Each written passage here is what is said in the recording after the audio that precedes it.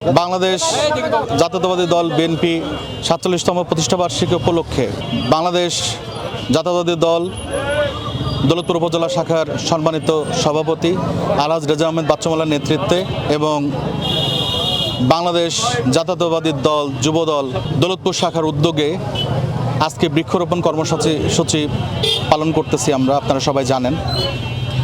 আসলে বৃক্ষরোপণ কর্মসূচি বলতে মূলত আমরা ফলজ গাছ লাগাচ্ছি, আমরা কোনো কাঠের গাছ লাগাচ্ছি না। ফলজ গাছের উপকারিতা হচ্ছে আমরা অক্সিজেনও পাবো, সেই সাথে আমাদের দিন দিন পাখি হ্রাস পাচ্ছে, আমাদের দেশ থেকে পাখি আস্তে আস্তে বিলুপ্ত হয়ে যাচ্ছে।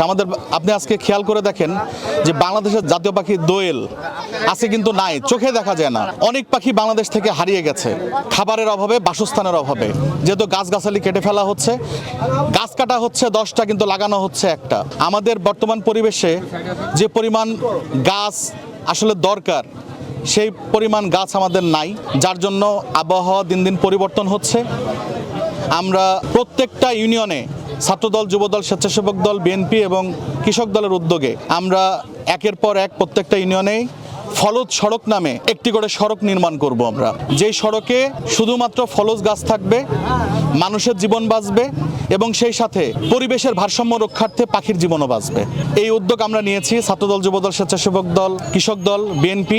আপনারা সবাই জানেন যে আমাদের নেতা ভারপ্রাপ্ত চেয়ারম্যান তারুণ্যের অহংকার দেশনায়ক তারেক রহমান বলেছেন যে প্রত্যেক 5 বছরে 25 কোটি গাছ বাংলাদেশে লাগানো হবে।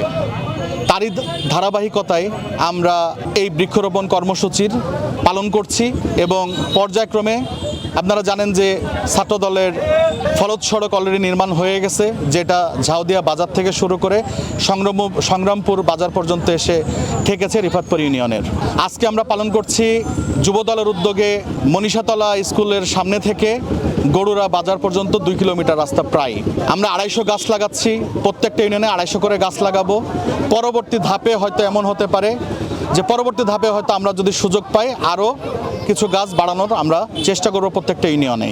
এবং আমাদের যেটা টার্গেট সেটা হচ্ছে যে প্রত্যেকটা ইউনিয়নে এই 2 থেকে 2.5 কিলোমিটার ফলজ সড়ক হবে, যেটাকে মানুষ যেন ওই নামে চিনে যে অমুক ইউনিয়নের অমুক জায়গাতে একটা ফলজ সড়ক আছে।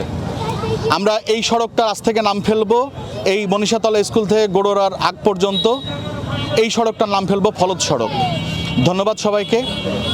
আমি সকলের সুস্বাস্থ্য কামনা করছি, যুবদলের নেতৃবৃন্দদের সুস্বাস্থ্য কামনা করছি এবং তাদের প্রতি আমি অসংখ্য কৃতজ্ঞতা প্রকাশ করছি এবং যারা উপস্থিত হয়েছেন সকলের কৃতজ্ঞতা প্রকাশ করছি।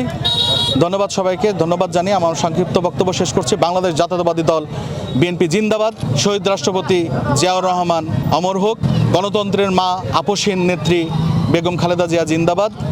তারুণ্যের অহংকার আগামী রাষ্ট্রনায়ক তারেক রহমান জিন্দাবাদ। ধন্যবাদ সবাইকে।